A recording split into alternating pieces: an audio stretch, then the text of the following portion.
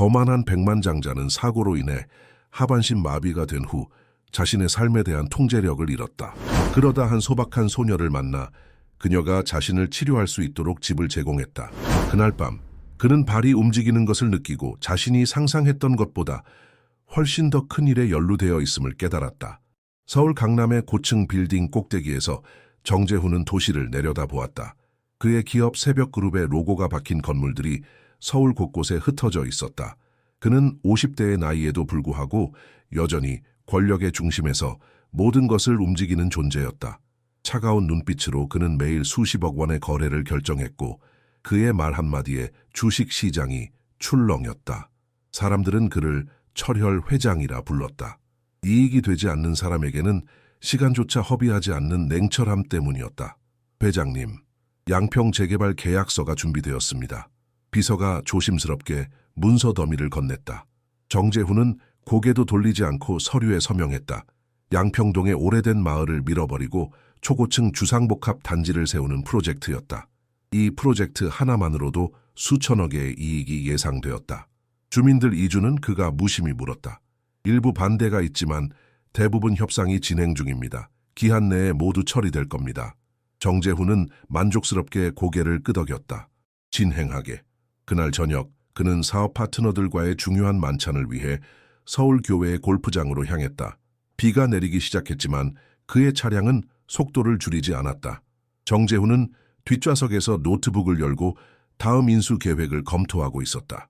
몇 번의 전화통화 후 그는 피로감을 느끼며 잠시 눈을 감았다. 그때였다. 급커브에서 미끄러진 트럭이 반대편에서 달려왔다.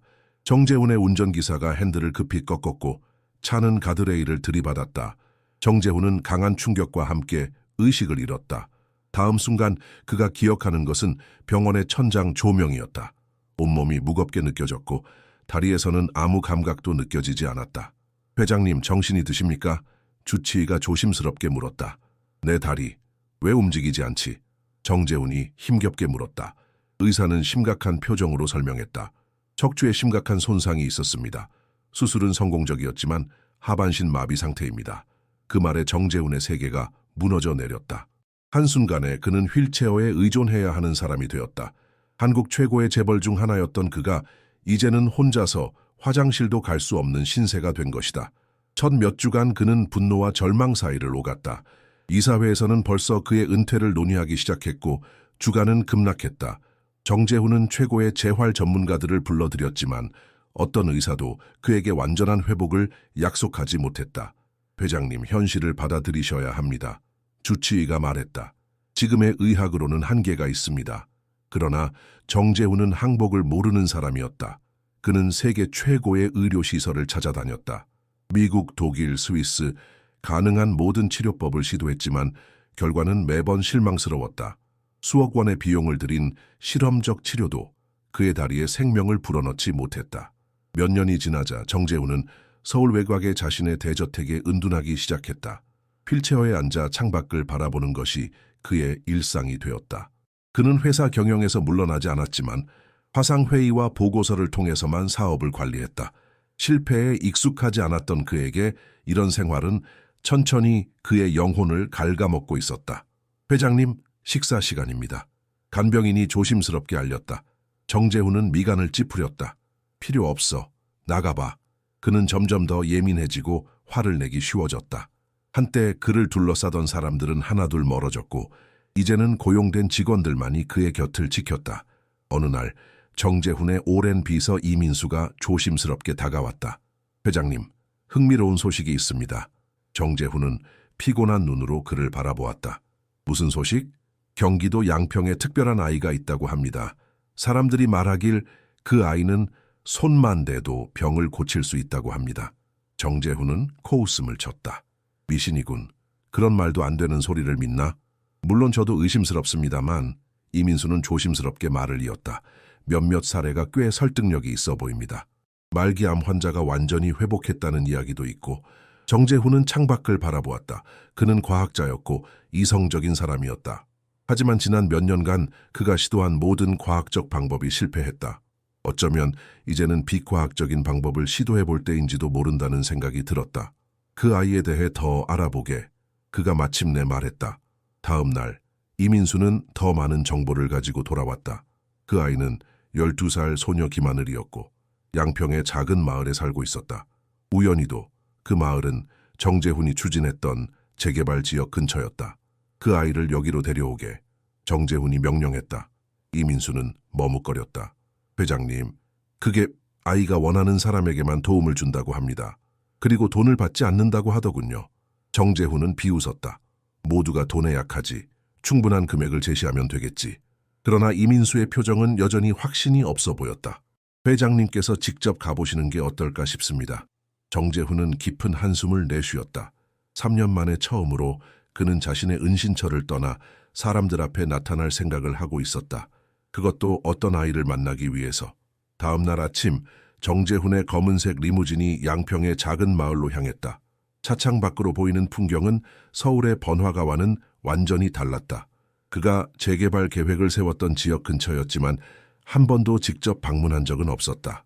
차가 한 작은 집 앞에 멈추자 이민수가 휠체어를 준비했다. 정재훈은 불편한 기색으로 주변을 살폈다.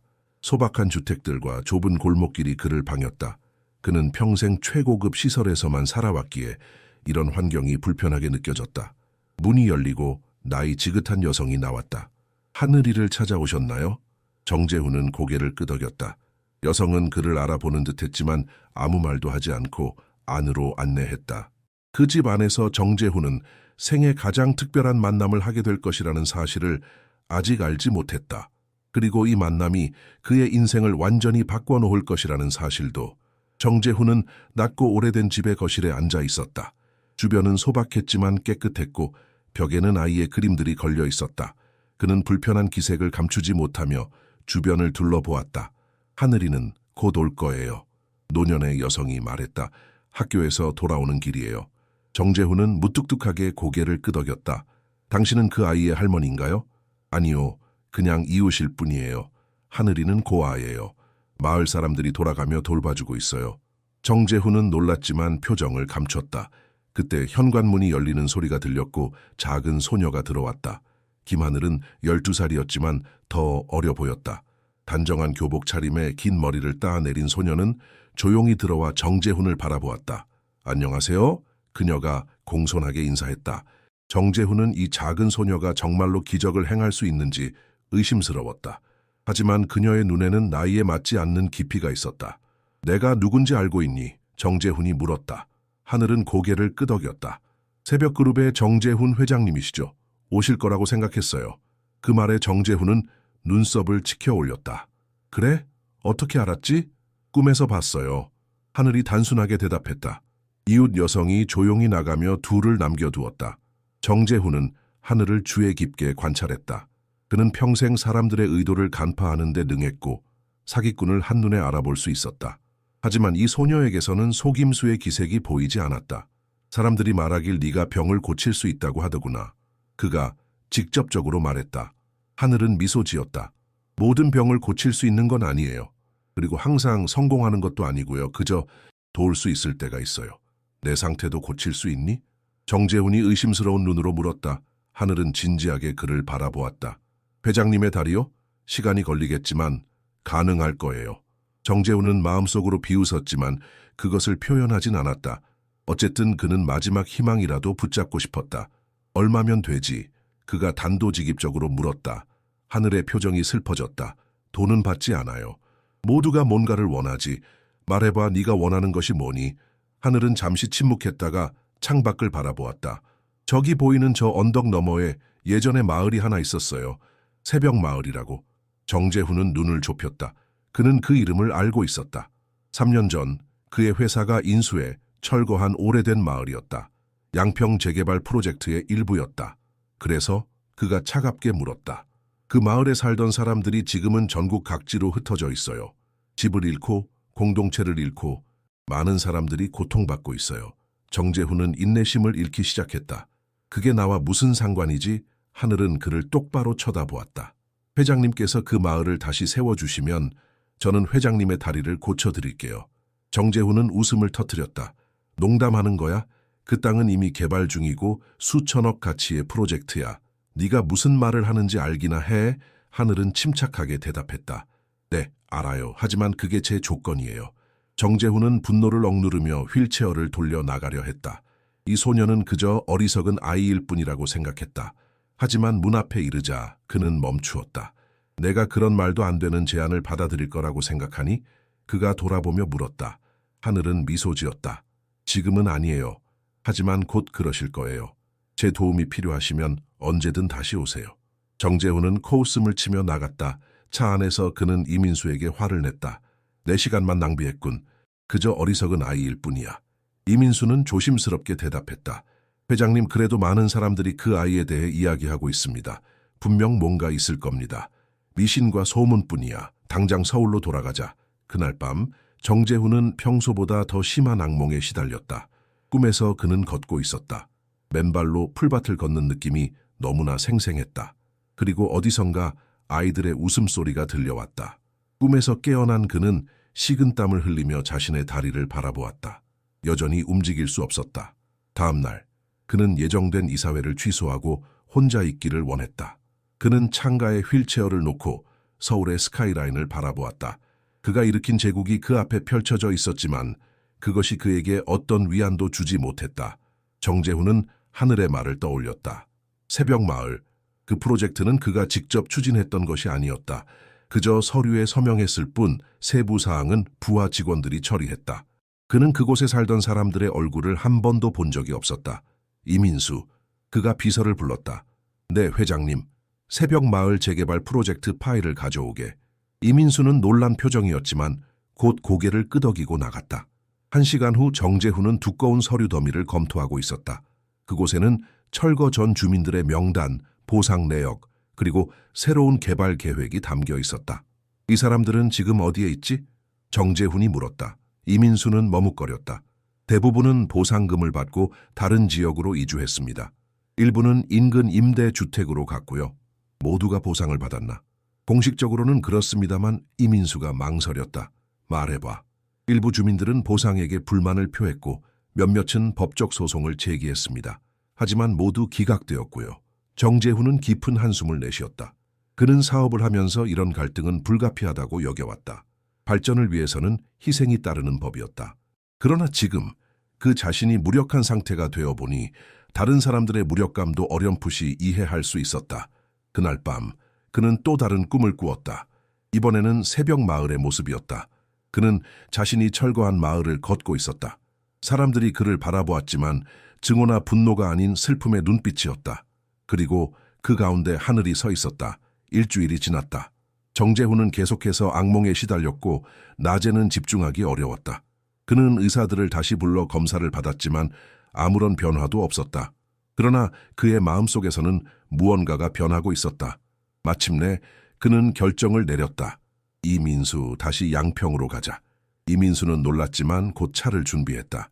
이번에 정재훈은 하늘의 집에 더 일찍 도착했다. 소녀는 마치 그를 기다리고 있었던 것처럼 문간에 서 있었다. 들어오세요, 회장님. 그녀가 미소 지으며 말했다. 정재훈은 휠체어를 밀며 집 안으로 들어갔다. 그는 지난번보다 덜 거만했고 그의 눈에는 피로와 절망이 깃들어 있었다. 내 제안에 대해 생각해봤다. 그가 말했다. 하늘은 차분하게 듣고 있었다. 그런 대규모 프로젝트는 불가능해. 이미 개발이 진행 중이고 계약과 법적 문제가 너무 복잡하지. 정재훈이 설명했다. 하늘은 고개를 끄덕였다. 이해해요. 하지만 정재훈이 계속했다. 대신 내가 새로운 땅을 사서 그들을 위한 주택을 지어줄 수 있어. 더 좋은 환경에 모든 시설을 갖춘. 하늘은 잠시 생각하더니 고개를 저었다. 그건 제가 원하는 게 아니에요. 그들에게 필요한 건 단순한 집이 아니라 공동체예요. 그들이 함께 살던 곳, 그들의 기억과 역사가 있는 곳이요. 정재훈은 좌절감을 느꼈다. 그럼 네가 원하는 게 뭐야, 정확히? 새벽 마을이요. 원래 있던 그 자리에, 원래의 모습대로. 그리고 원래 살던 사람들이 돌아와 다시 살 수 있게요. 정재훈은 웃음을 참을 수 없었다. 불가능해. 그 프로젝트는 이미 수천억이 투자됐고 투자자들과 계약이 되어 있어. 하늘은 정재훈의 눈을 똑바로 바라보았다. 회장님께서는 불가능을 가능하게 만드는 분이잖아요. 그게 회장님의 능력 아닌가요? 그 말에 정재훈은 말문이 막혔다. 그는 평생 불가능을 가능으로 만들며 살아왔다. 하지만 이번 요구는 너무 터무니없었다. 내가 왜 그래야 하지? 네가 정말로 나를 고칠 수 있다는 증거가 뭐야? 하늘은 조용히 일어나 정재훈에게 다가갔다. 그녀는 조심스럽게 손을 뻗어 그의 다리에 올려놓았다. 정재훈은 그녀를 막으려 했지만 순간 따뜻한 감각이 그의 다리를 통해 퍼져나가는 것을 느꼈다. 오늘 밤부터 느낌이 돌아올 거예요. 처음에는 작은 변화일 뿐이지만 그것이 시작이에요. 하늘이 말했다. 하지만 완전한 회복은 약속의 이행에 달려 있어요. 첫 번째 가족이 새벽 마을에 돌아와 살게 될 때 회장님은 다시 걸을 수 있을 거예요. 정재훈은 그녀의 말을 믿지 않았지만 그날 밤 그는 무언가 다른 것을 느꼈다. 오랫동안 잃었던 감각이 발끝에서 희미하게 돌아오고 있었다. 정재훈은 그날 밤 잠을 이루지 못했다. 그의 발끝에서 느껴지는 미세한 따끔거림은 그가 지난 3년간 느껴보지 못한 감각이었다. 의사들은 그의 상태가 영구적이라고 했다. 어떤 치료도 어떤 수술도 그의 다리에 생명을 불어넣지 못했다. 말도 안 돼. 그는 자신에게 중얼거렸다. 아침이 되자 그는 즉시 주치의를 불렀다. 의사는 꼼꼼하게 검사를 한 후 놀란 표정을 감추지 못했다. 회장님, 미세하지만 분명한 신경 반응이 있습니다. 이건 의학적으로는 설명하기 어려운 현상입니다. 정재훈은 창밖을 바라보았다. 하늘의 말이 맞았다. 하지만 그가 제시한 조건은 너무 터무니없었다. 양평 프로젝트를 중단하고 새벽 마을을 재건한다? 불가능했다. 그 프로젝트에는 이미 수많은 투자자와 계약자들이 연결되어 있었다. 취소한다면 엄청난 소송과 손해배상, 그리고 주가 폭락을 피할 수 없을 것이다. 하지만 그날 밤 정재훈은 자신의 발가락을 움직일 수 있었다. 아주 조금이었지만 분명히 움직였다. 그는 하늘의 말을 떠올렸다.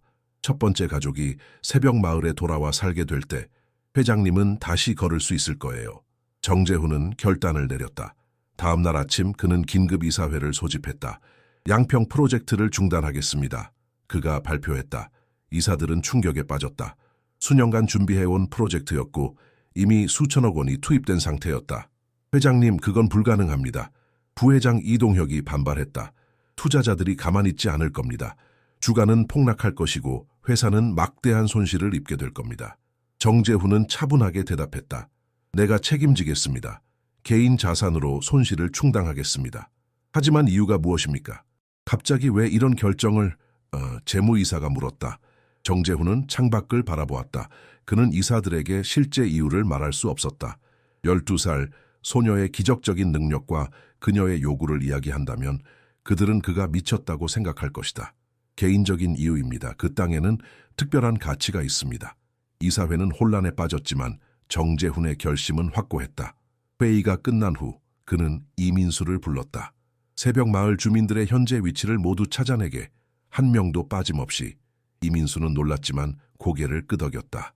시간이 걸릴 겁니다, 회장님. 많은 사람들이 연락처를 바꾸거나 이사했을 테니까요.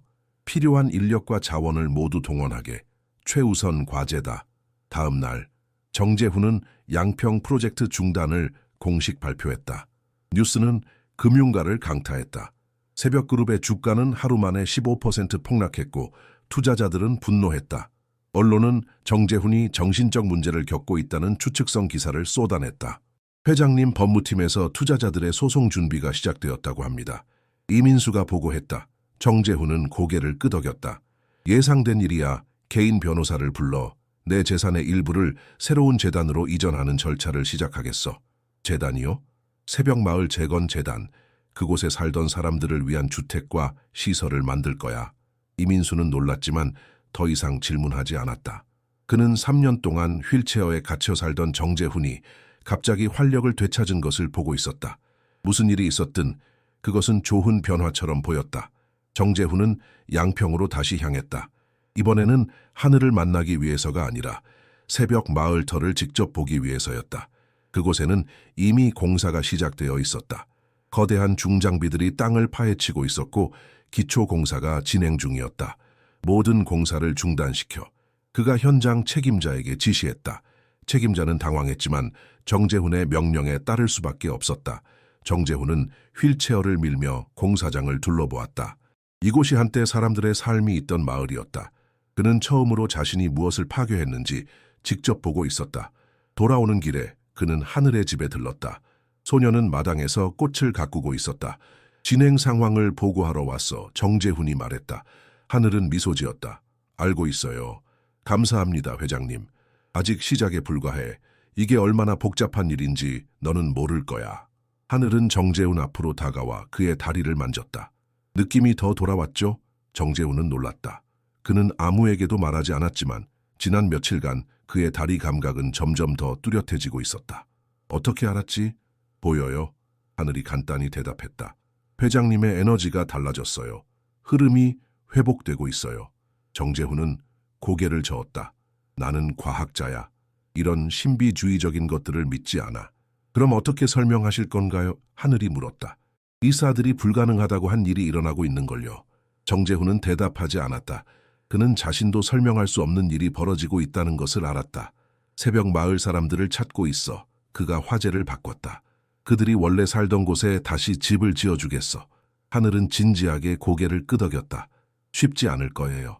많은 사람들이 회장님을 신뢰하지 않을 테니까요. 정재훈은 쓴웃음을 지었다. 알아. 하지만 내가 약속한 건 지킬 거야. 그날 저녁, 정재훈은 또 다른 기적을 경험했다. 그는 처음으로 다리를 들어 올릴 수 있었다. 아주 조금이었지만 무릎을 굽히는 것이 가능해졌다. 그는 코치를 불러 재활 훈련을 시작했다. 믿을 수 없군요, 회장님. 코치가 놀라워했다. 의학적으로 설명이 안 되는 회복입니다. 정재훈은 미소만 지었다. 그는 그 이유를 알고 있었다. 한편 새벽 마을 주민들을 찾는 작업은 예상보다 어려웠다. 많은 사람들이 연락처를 바꾸었고 일부는 가난 때문에 여러 번 이사를 다녔다. 이민수와 그의 팀은 전국을 뒤지며 한 명씩 찾아나갔다. 지금까지 43가구 중 31가구를 찾았습니다. 이민수가 보고했다. 하지만 많은 분들이 회장님의 제안을 의심하고 있습니다. 정재훈은 고개를 끄덕였다. 당연한 일이지. 내가 직접 만나겠어. 다음 날 정재훈은 서울 외곽의 허름한 아파트 단지를 방문했다. 그곳에는 옛 새벽 마을의 주민 몇 가구가 살고 있었다.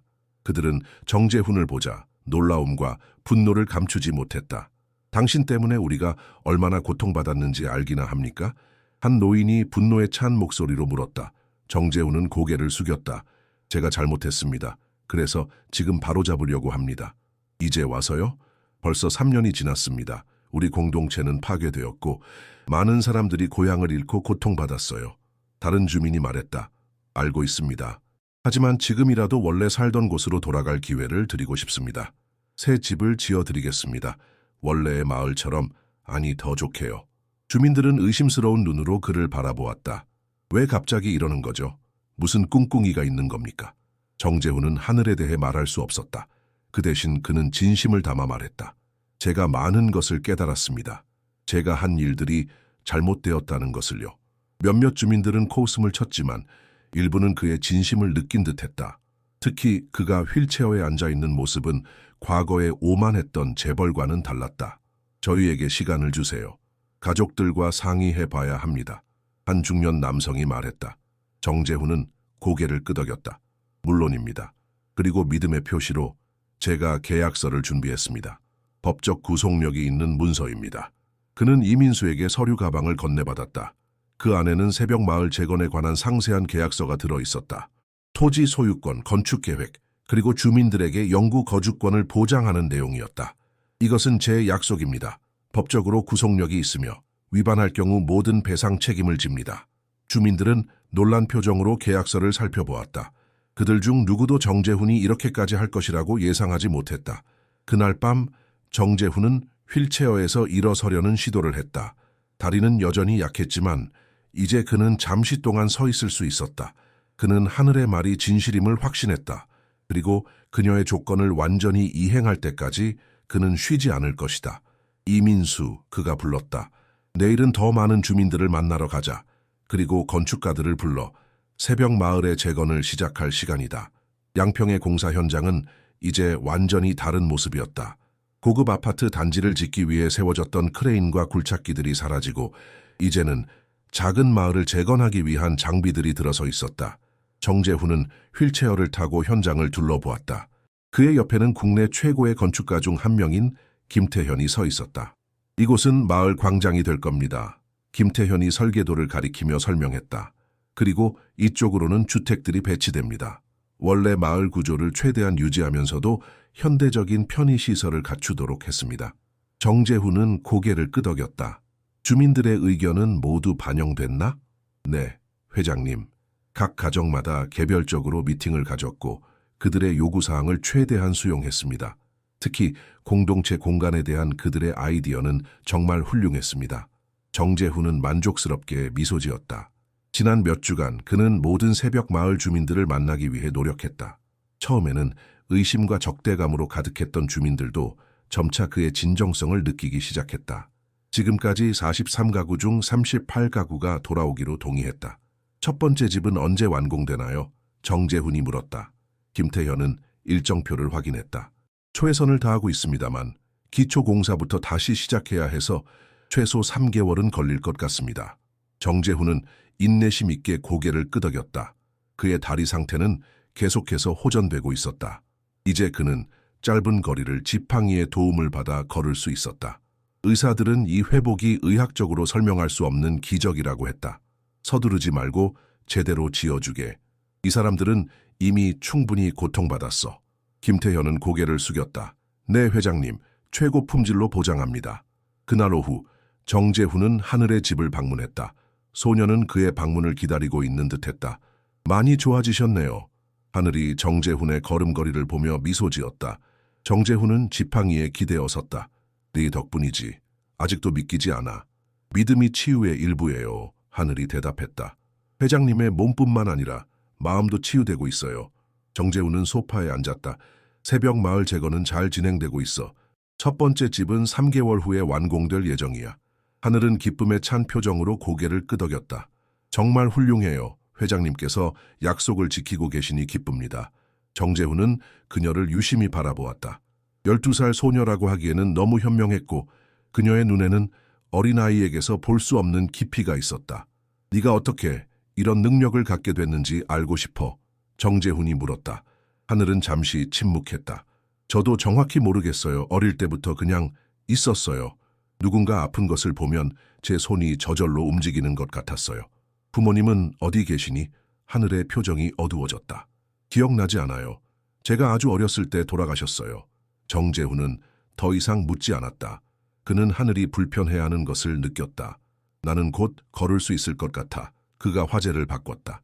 매일 조금씩 나아지고 있어. 하늘은 미소 지었다. 네, 회장님의 에너지가 이제 제대로 흐르고 있어요. 하지만 완전한 치유는 첫 번째 가족이 새벽 마을에 돌아왔을 때 이루어질 거라고 했지. 정재훈이 말을 마쳤다. 기억해. 그날 저녁 정재훈은 서울로 돌아와 회사 상황을 점검했다. 양평 프로젝트 중단으로 인한 혼란은 여전했다. 주가는 20% 이상 하락했고 여러 투자자들이 소송을 제기했다. 이사회는 그의 결정에 반발하고 있었다. 회장님, 이대로 가다간 회사가 큰 위기에 처할 수 있습니다. 부회장 이동혁이 경고했다. 이사회에서 회장님의 퇴진을 요구하는 목소리가 높아지고 있습니다. 정재훈은 차분하게 대답했다. 내 개인 자산으로 모든 손실을 충당할 것이다. 회사에는 피해가 가지 않도록 하겠어. 하지만 회장님, 이 결정은 너무 갑작스럽고 이해하기 어렵습니다. 무슨 이유가 있으신 겁니까? 정재훈은 창밖을 바라보았다. 그는 진실을 말할 수 없었다. 때로는 잘못된 것을 바로잡는 것이 필요하네. 내가 그 마을 사람들에게 한 일은 잘못되었어. 이동혁은 혼란스러운 표정이었다. 회장님, 그건 정상적인 비즈니스 결정이었습니다. 재개발은 늘 그런 식으로 진행됩니다. 그렇게 생각했었지. 하지만 이제는 다르게 보이네. 정재훈이 대답했다. 회의가 끝난 후 정재훈은 이민수를 불렀다. 새벽 마을 주민들 중에서 아직 연락이 안 된 가족들은 누구지? 이민수가 태블릿을 확인했다. 강민호 씨 가족입니다.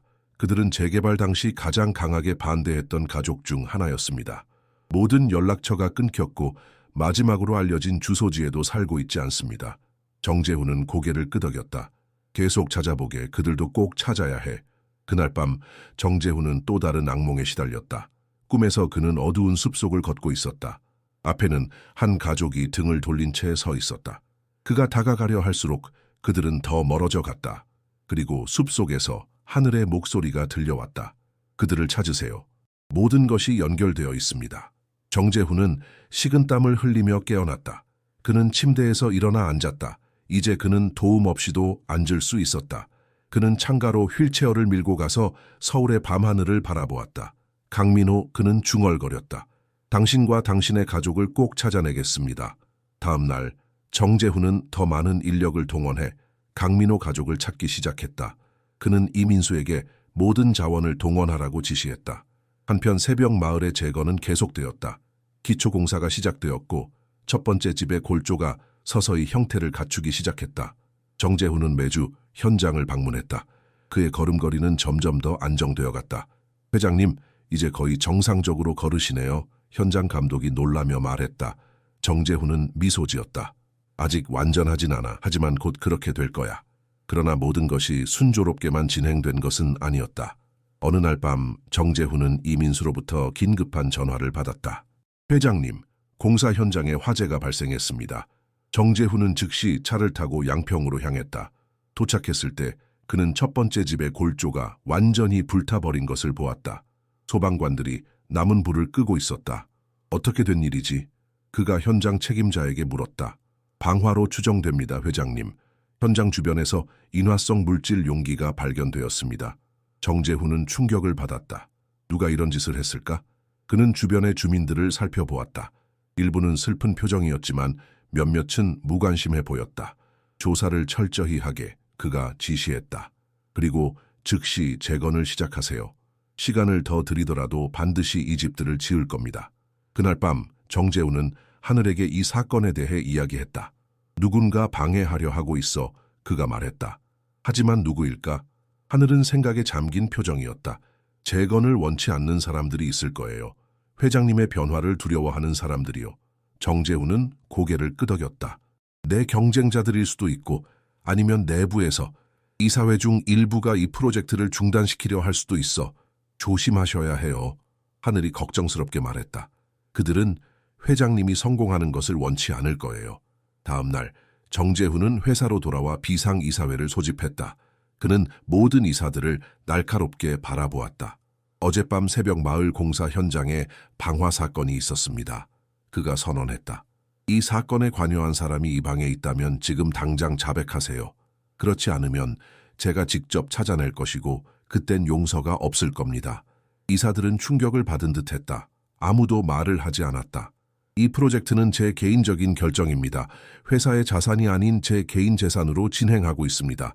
누구도 이것을 방해할 권리가 없습니다. 정재훈은 회의실을 나왔다. 그는 이제 지팡이 없이도 짧은 거리를 걸을 수 있었다. 그의 회복은 계속되고 있었지만 완전한 치유를 위해서는 아직 갈 길이 멀었다. 이민수, 그가 비서를 불렀다. 강민호 가족은 찾았나? 이민수는 고개를 저었다. 아직 못 찾았습니다, 회장님. 하지만 부산에 살고 있다는 제보가 있었습니다.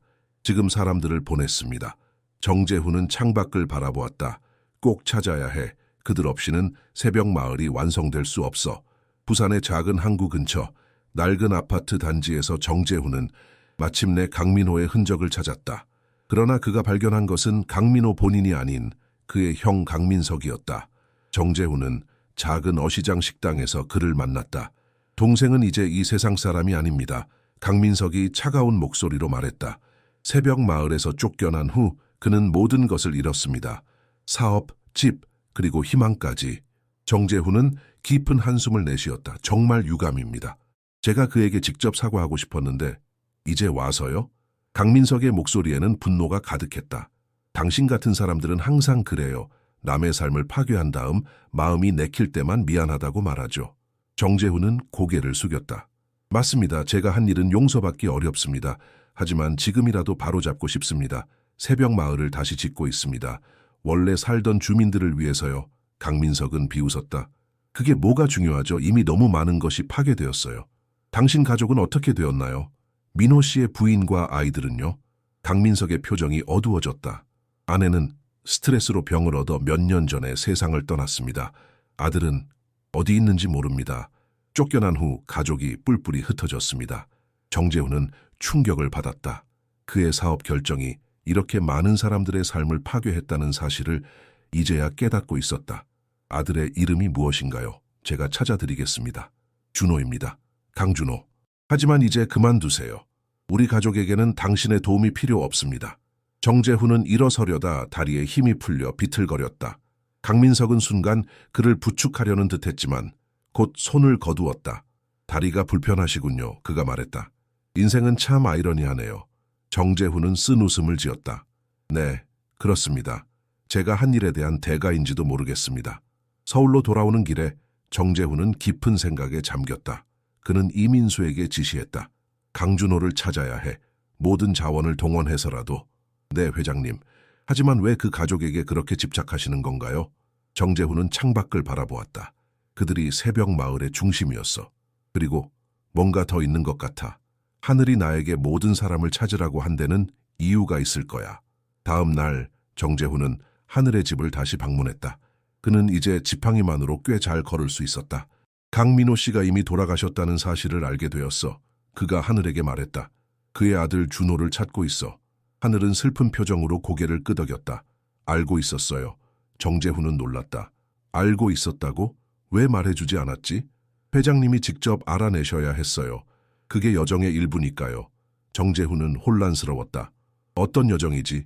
네가 나에게 무엇을 숨기고 있는 거야? 하늘은 잠시 침묵했다. 준호 씨를 찾으셨나요? 아직. 하지만 곧 찾을 거야. 하늘은 고개를 끄덕였다. 찾으시면 알게 될 거예요. 모든 것이 연결되어 있습니다. 정재훈은 점점 더 혼란스러워졌지만 더 이상 묻지 않았다. 그는 하늘이 모든 것을 알려주지 않는다는 것을 알았다. 그리고 그것이 이 이상한 여정의 일부라면 그는 따를 수밖에 없었다. 그날 밤 정재훈은 오래된 문서 보관소에서 새벽 마을 프로젝트의 원본 파일을 찾아보았다. 그는 강민호 가족에 대한 모든 정보를 원했다. 수십 개의 상자를 뒤진 끝에 그는 마침내 관련 서류를 찾았다. 서류를 펼치자 그는 충격적인 사실을 발견했다. 강민호의 집은 재개발 구역에서 가장 오래된 가옥 중 하나였다. 그리고 더 놀라운 것은 그 집터에 예전에 정재훈의 외가 소유의 땅이 있었다는 기록이었다. 이게 무슨 의미지? 그는 중얼거렸다. 더 깊이 파고들수록 그는 더 많은 연결고리를 발견했다. 그의 어머니의 가족과 강민호의 가족은 멀리 떨어진 친척 관계였다. 오래전 그의 외할아버지가 그 땅을 강민호의 할아버지에게 팔았던 것이다. 이건 우연일 수 없어. 정재훈은 혼란스러운 표정으로 서류를 바라보았다. 다음 날 그는 강민호 가족에 대한 더 많은 정보를 찾기 위해 고향인 양평의 오래된 주민센터를 방문했다. 그곳에서 그는 놀라운 사실을 또 하나 발견했다. 이 출생 기록에 따르면 노년의 직원이 오래된 문서를 보며 말했다. 강준호 씨는 회장님과 같은 날 태어났네요. 1975년 4월 15일 정재훈은 충격을 받았다. 같은 날 태어났다는 것은 단순한 우연일 수도 있지만 이제는 모든 것이 우연으로만 설명되기 어려웠다. 새벽 마을 공사는 계속되었다. 첫 번째 화재 사건 이후에도 여러 방해 공작이 있었다. 건축 자재가 도난당하고 장비가 고장나고 인부들이 위협을 받았다. 하지만 정재훈은 굴하지 않았다. 그는 더 많은 보안 인력을 배치하고 자재를 추가로 주문했다. 그의 결심은 확고했다. 첫 번째 집은 언제 완성되나요? 그가 현장 감독에게 물었다. 한 달 반 정도 후에 완공될 것 같습니다, 회장님. 방화 사건으로 약간 지연되었지만 최선을 다하고 있습니다. 정재훈은 고개를 끄덕였다. 좋아. 완벽하게 지어주게. 그의 다리는 이제 거의 정상에 가까웠다. 그는 지팡이 없이도 걸을 수 있었고 단지 장시간 서 있을 때만 약간의 불편함을 느꼈다. 의사들은 그의 회복이 의학적 기적이라고 말했다. 회장님, 강준호에 대한 소식이 있습니다. 이민수가 어느 날 보고했다. 그가 제주도에서 발견되었습니다. 그곳에서 작은 낚시 보트를 운영하고 있답니다. 정재훈의 눈이 빛났다. 당장 제주도로 가자. 제주도의 작은 어촌 마을에서 정재훈은 마침내 강준호를 만났다. 그는 30 후반의 남성으로 햇빛에 그을린 얼굴과 강인한 눈빛을 가지고 있었다. 처음에 준호는 정재훈을 만나기를 거부했지만 결국 짧은 대화에 응했다. 무슨 용건이십니까? 준호가 차가운 목소리로 물었다. 정재훈은 깊은 한숨을 내쉬었다. 당신 가족에게 제가 한 일에 대해 사과하러 왔습니다. 그리고 새벽 마을을 다시 짓고 있다는 사실을 알려드리러요. 준호는 놀란 표정이었다. 새벽 마을이요? 왜죠? 잘못된 것을 바로잡기 위해서입니다. 당신과 다른 주민들이 원래 살던 곳으로 돌아올 수 있도록요. 준호는 잠시 침묵했다. 너무 늦었습니다. 제 아버지와 어머니는 이미 돌아가셨어요. 그들이 그토록 사랑했던 그 마을로 돌아가지 못한 채로요. 정재훈은 슬픈 표정으로 고개를 끄덕였다. 알고 있습니다. 정말 죄송합니다. 당신이 이제 와서 사과한다고 해서 무엇이 바뀌나요? 아무것도 바뀌지 않을 수도 있습니다. 하지만 적어도 남은 사람들에게는 고향을 돌려줄 수 있을 것입니다. 준호는 창밖을 바라보았다. 저는 이제 여기가 집입니다. 돌아갈 이유가 없어요. 정재훈은 그를 설득하려 했지만 준호는 완강했다. 대화가 끝난 후 정재훈은 호텔로 돌아왔다.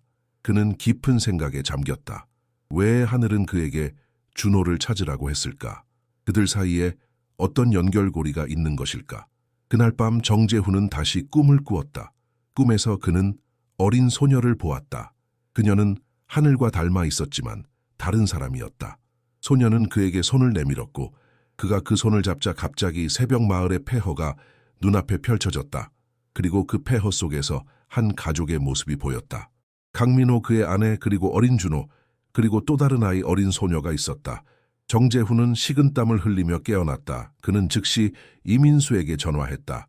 강민호의 가족 구성원을 다시 확인해봐. 아들 말고 다른 자녀도 있었는지. 몇 시간 후 이민수가 놀라운 정보를 가지고 돌아왔다. 회장님, 강민호 씨에게는 두 자녀가 있었습니다. 아들 준호와 딸 하늘이요. 정재훈은 충격으로 말을 잇지 못했다. 하늘이? 네, 하지만 재개발 과정에서 가족이 흩어졌고 딸 하늘이는 보육원에 맡겨졌다가 실종된 것으로 기록되어 있습니다. 정재훈은 창밖을 바라보았다. 모든 것이 이제 연결되기 시작했다. 하늘이 왜 그에게 새벽 마을을 재건하라고 했는지, 왜 그녀가 그의 병을 고칠 수 있었는지, 준호에게 이 사실을 알려야 해. 그가 결심했다. 그리고 하늘에게도 진실을 확인해야겠어. 정재훈은 양평으로 돌아오는 내내 마음이 복잡했다. 하늘이 강민호의 딸이라는 사실은 모든 상황을 완전히 바꿔놓았다. 그는 이제 이 소녀가 왜 자신에게 새벽 마을을 재건하라고 요구했는지 이해할 수 있었다. 그것은 단순한 자선이 아니라 그녀 자신의 고향을 되찾으려는 소망이었다. 하지만 여전히 많은 의문이 남아 있었다. 어떻게 12살 소녀가 이런 특별한 능력을 가질 수 있는가? 왜 그녀는 처음부터 자신의 정체를 밝히지 않았는가? 그리고 그녀와 자신 사이에는 어떤 더 깊은 연결이 있는 것인가? 양평에 도착한 정재훈은 즉시 하늘의 집으로 향했다. 그러나 그곳에 도착했을 때 집은 비어 있었다. 이웃 여성이 나와 말했다. 하늘이가 어제부터 보이지 않아요. 아침에 학교에 간다고 나갔는데 돌아오지 않았어요. 정재훈은 걱정이 되었다. 경찰에 신고하셨나요? 네, 하지만 아직 소식이 없어요. 하늘이가 가끔 혼자 산책을 하러 가기도 해서 처음에는 크게 걱정하지 않았어요. 하지만 밤새 돌아오지 않아서 정재훈은 즉시 수색대를 조직했다. 그는 이민수에게 회사의 보안 인력을 모두 동원하라고 지시했고 지역 경찰과도 협력했다. 양평 전역을 샅샅이 뒤졌지만 하늘의 흔적은 찾을 수 없었다. 회장님, 공사 현장에서 이상한 것을 발견했습니다. 한 직원이 보고했다. 정재훈은 즉시 새벽 마을 재건 현장으로 달려갔다. 그곳에는 작은 종이 쪽지가 나무에 묶여 있었다. 강준호를 데려오세요. 그가 모든 것을 이해할 수 있도록. 정재훈은 쪽지를 읽고 혼란스러웠다. 하늘은 자신이 준호를 찾았다는 사실을 어떻게 알았을까?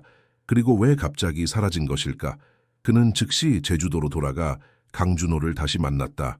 이번에는 모든 진실을 털어놓았다. 준호 씨, 당신에게 알려드려야 할 중요한 사실이 있습니다. 당신의 여동생 하늘이가 살아있습니다. 준호는 충격을 받았다. 무슨 말씀이세요? 하늘이는 재개발 혼란 속에서 실종됐어요. 우리는 몇 년 동안 찾았지만 그녀는 양평에 살고 있었습니다. 그리고 그녀가 나에게 새벽 마을을 재건하라고 요청한 사람이에요. 정재훈은 하늘과의 만남, 그녀의 특별한 능력, 그리고 자신의 회복에 관한 모든 이야기를 준호에게 털어놓았다.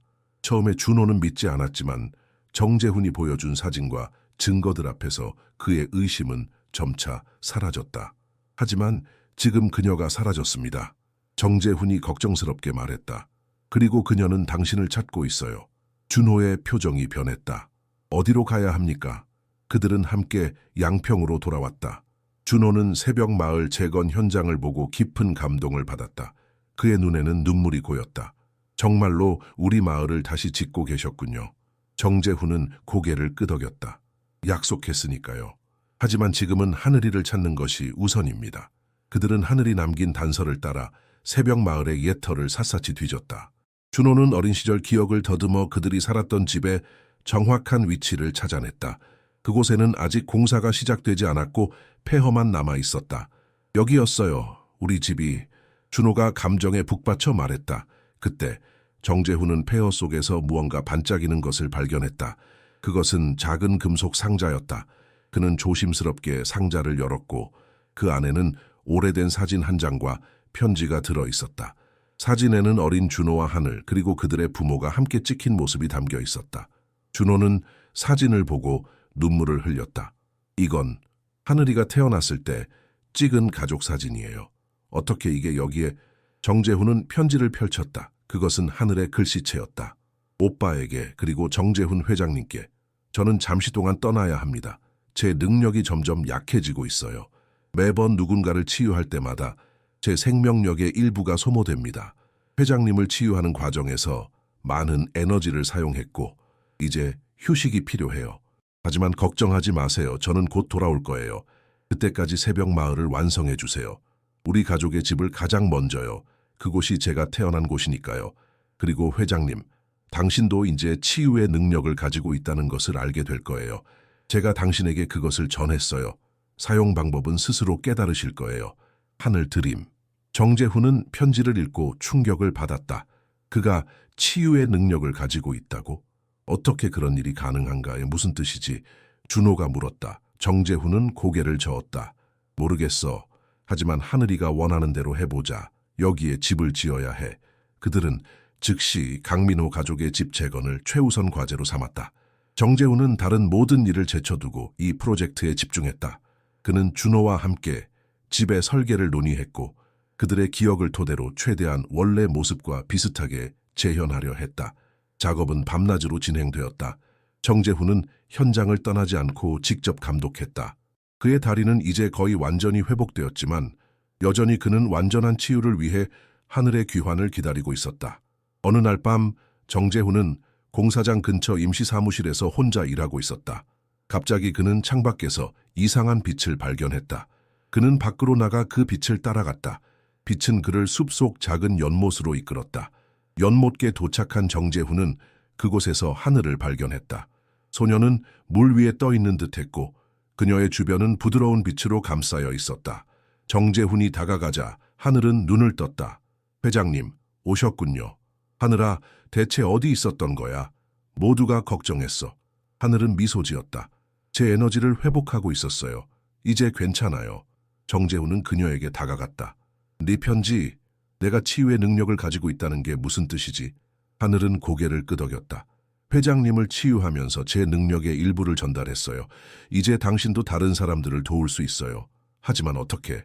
나는 그런 능력이 있다고 느끼지 못해. 시간이 지나면 알게 될 거예요. 지금은 우리 집이 완성되었나요? 정재훈은 고개를 저었다. 아직. 하지만 거의 다 되어가고 있어. 준호도 돌아왔어. 그는 너를 만나고 싶어 해. 하늘의 눈에 눈물이 고였다. 오빠가요, 정말요? 네. 그는 지금 공사장에 있어. 함께 가자.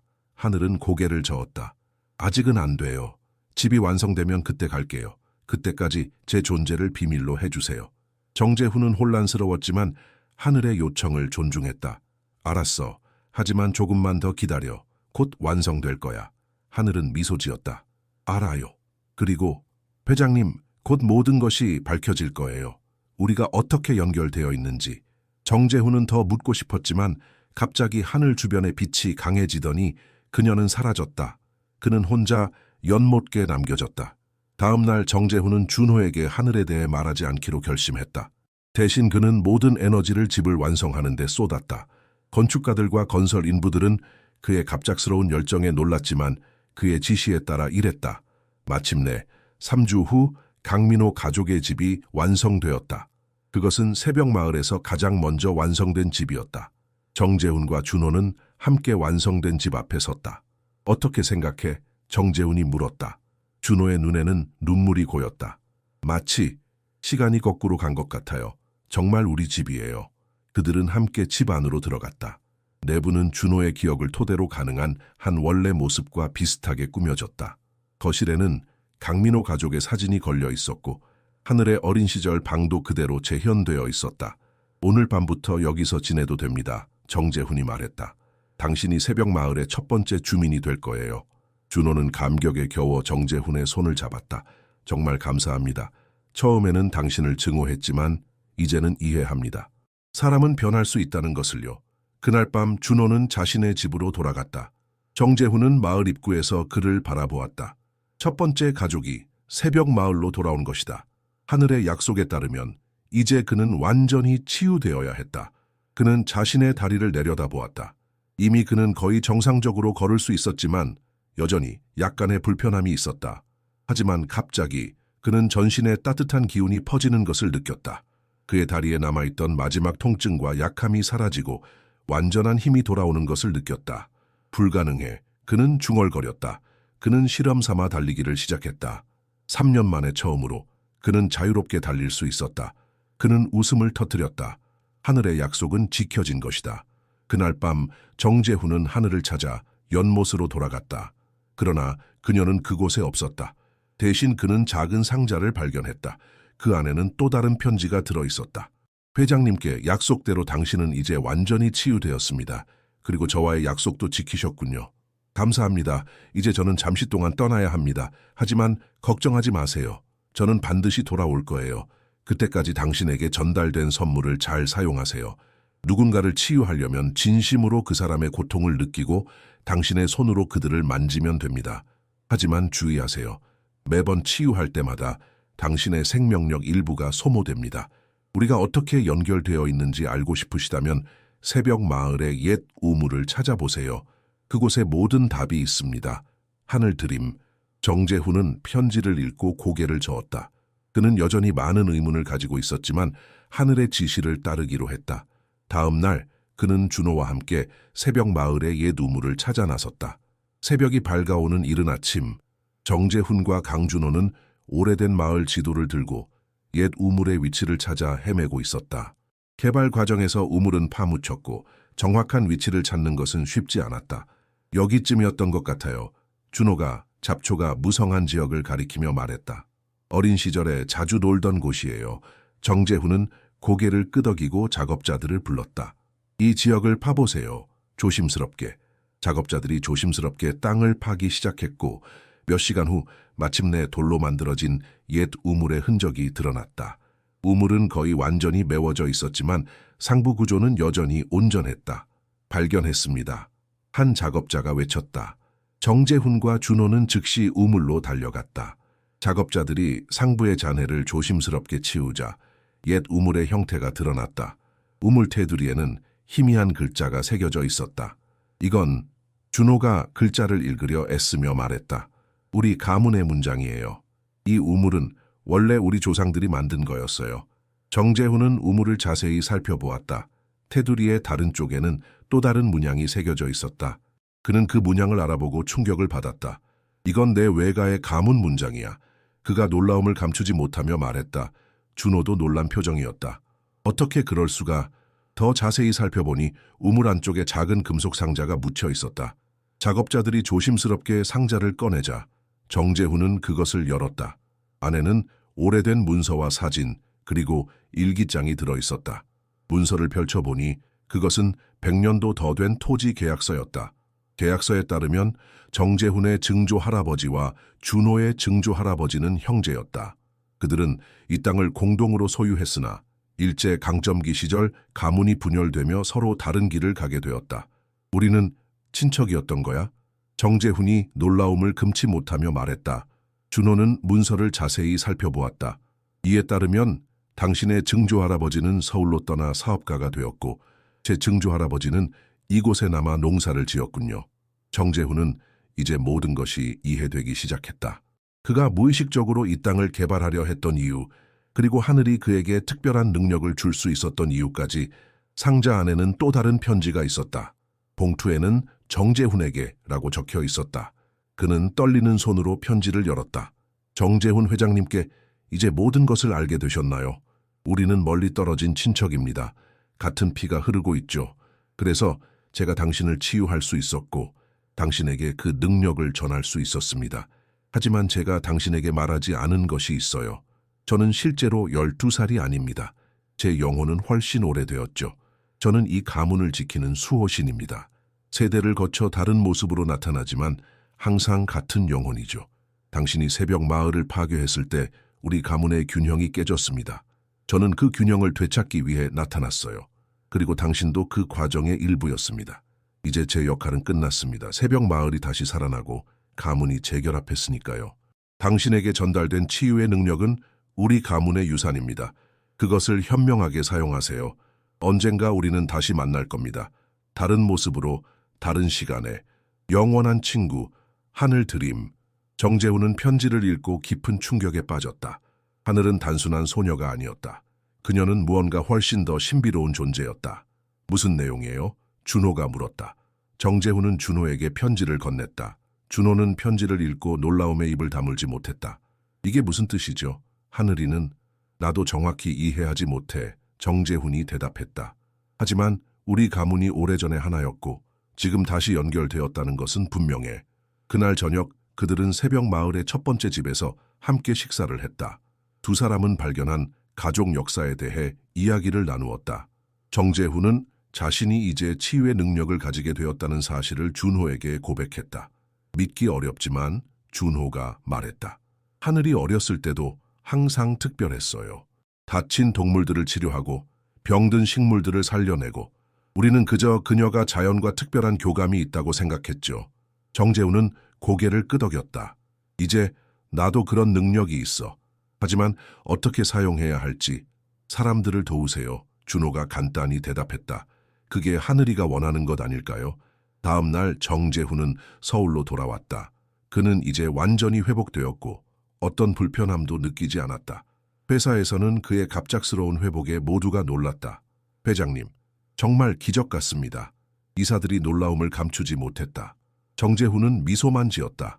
그는 자신의 회복이 어떻게 이루어졌는지 설명할 수 없었다. 몇 주 후 새벽 마을의 재건은 거의 완성되었다. 43가구 중 40가구가 이제 자신들의 집으로 돌아왔다. 마을 광장이 완성되었고 주민들은 서서히 공동체를 재건하기 시작했다. 정재훈은 그의 개인 재산의 상당 부분을 새로운 재단에 기부했다. 새벽 재단은 강제 이주를 경험한 가족들을 지원하고 지속 가능한 공동체 개발을 촉진하는 것을 목표로 했다. 그는 준호를 재단의 이사로 임명했다. 그러나 정재훈의 변화는 많은 사람들의 반발을 불러일으켰다. 이사회 일부는 그가 회사의 이익을 해치고 있다며 비판했고 오랜 사업 파트너들은 그를 배신자로 여겼다. 일부 언론은 그가 정신적 문제를 겪고 있다는 악의적인 기사를 보도하기도 했다. 하지만 정재훈은 흔들리지 않았다. 그는 이제 자신의 삶에 새로운 목적이 있다는 것을 알았다.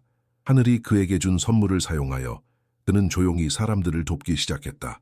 어느 날 그는 병원 자선 행사에 참석했다. 그곳에서 그는 말기암으로 고통받는 어린 소녀를 만났다.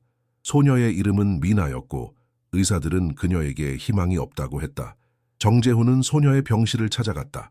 그는 하늘이 했던 것처럼 조용히 소녀의 손을 잡았다. 그는 진심으로 그녀의 고통을 느끼려 노력했고 자신의 에너지가 그녀에게 흘러가는 것을 느꼈다. 다음 날 미나의 상태는 기적적으로 호전되었다. 의사들은 설명할 수 없는 회복이라며 놀라워했다. 정재훈은 그저 미소 지었다. 그는 하늘의 경고를 기억했다. 치유할 때마다 자신의 생명력 일부가 소모된다. 그는 소녀를 치유한 후 극도의 피로를 느꼈지만 그것은 가치 있는 일이었다. 몇 년이 지났다. 정재훈은 서서히 사업에서 손을 떼고 더 많은 시간을 새벽 재단과 치유 활동에 데디 차팅했다. 그는 자신의 능력을 비밀로 유지했지만 어떻게든 도움이 필요한 사람들은 그를 찾아왔다. 새벽 마을은 번창했다. 마을은 자급자족 공동체가 되었고 유기농 농업과 지속 가능한 생활 방식의 모범 사례로 알려지게 되었다. 준호는 마을의 지도자가 되었고 정재훈과 함께 다른 지역에도 비슷한 공동체를 만들기 시작했다. 정재훈의 60번째 생일, 그는 조용히 새벽 마을을 방문했다. 이제 그의 머리카락은 하얗게 변했고 얼굴에는 주름이 깊게 패였다. 수많은 사람들을 치유하며 그의 생명력은 크게 소모되었지만 그의 눈에는 여전히 강한 의지가 빛나고 있었다. 마을 광장에 도착한 그는 놀라운 광경을 목격했다. 마을 사람들이 모두 모여 그를 기다리고 있었다. 그들은 그를 위한 깜짝 생일 파티를 준비한 것이다. 회장님, 아니 이제는 그냥 재훈 씨라고 불러도 될까요? 준호가 그를 맞이했다. 우리 모두가 당신에게 감사하고 싶었습니다. 정재훈은 감동으로 말을 잇지 못했다. 마을 사람들이 하나둘 다가와 그에게 감사를 표했다. 한때 그를 증오했던 사람들이 이제는 그를 공동체의 일원으로 받아들인 것이다. 파티가 끝난 후 정재훈은 혼자 우물가로 걸어갔다. 그곳에는 작은 소녀가 서 있었다. 그녀는 하늘이 아니었지만 어딘가 그녀를 닮아 있었다. 안녕하세요, 회장님. 소녀가 인사했다. 네가 누구니? 정재훈이 물었다. 소녀는 미소 지었다. 제 이름은 별이에요. 하늘이가 보냈어요. 정재훈은 놀랐다. 하늘이? 그녀는 어디 있니? 언제나 그랬듯이 우리 주변에 있어요. 별이가 대답했다. 그녀가 당신에게 메시지를 전해달라고 했어요. 마지막 기적은 당신 자신이라고요. 정재훈은 혼란스러웠다. 그게 무슨 뜻이지? 별이는 손을 뻗어 정재훈의 가슴에 대었다. 당신이 바로 기적이에요.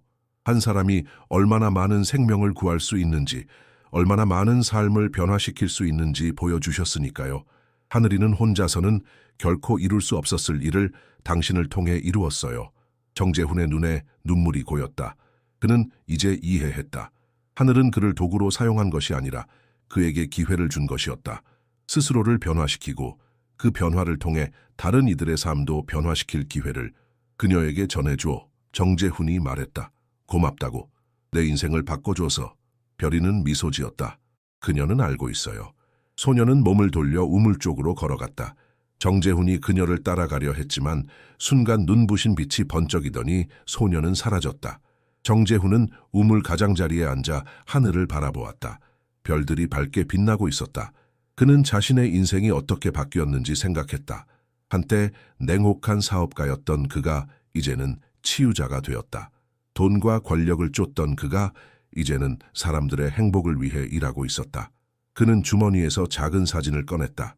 그것은 하늘과 함께 찍은 유일한 사진이었다. 사진 속에서 하늘은 밝게 웃고 있었다. 넌 언제나 내 곁에 있었구나. 그가 중얼거렸다. 몇 년 후 정재훈은 조용히 세상을 떠났다. 그의 장례식에는 그가 도운 수많은 사람들이 참석했다. 새벽 마을 사람들은 그를 위해 특별한 추모비를 세웠다. 비석에는 이렇게 쓰여 있었다. 정재훈, 한 번은 우리의 적이었으나 영원히 우리의 친구이자 보호자로 남을 것이다. 장례식 날 어린 소녀가 정재훈의 무덤 앞에 꽃을 놓았다. 그녀의 이름은 하늘이었다. 소녀는 무덤 앞에 무릎을 꿇고 속삭였다. 안녕히 가세요, 회장님. 다음 생에서 다시 만나요. 바람이 불어오며 소녀의 긴 머리카락을 흩날렸다. 그녀는 일어나 무덤을 떠났다. 그녀가 걸어가는 길에는 작은 꽃들이 피어났다. 치유의 선물은 이제 새로운 주인을 찾은 것이다. 그리고 새벽 마을에서는 정재훈의 이야기가 계속해서 전해졌다. 한때 우리를 내쫓았던 사람이 어떻게 우리의 구원자가 되었는지에 대한 이야기. 사람은 변할 수 있고 용서와 치유는 가장 어두운 곳에서도 빛을 발할 수 있다는 것을 보여주는 이야기. 정재훈이 한때 하늘에게 네가 나를 치료해주면 내가 내게 집을 주겠다 고 제안했던 그 순간부터 그의 인생은 돈으로 결코 살 수 없는 가치를 찾는 여정이 되었다. 그리고 그 여정은 다른 이들에게도 영감을 주며 계속되고 있었다.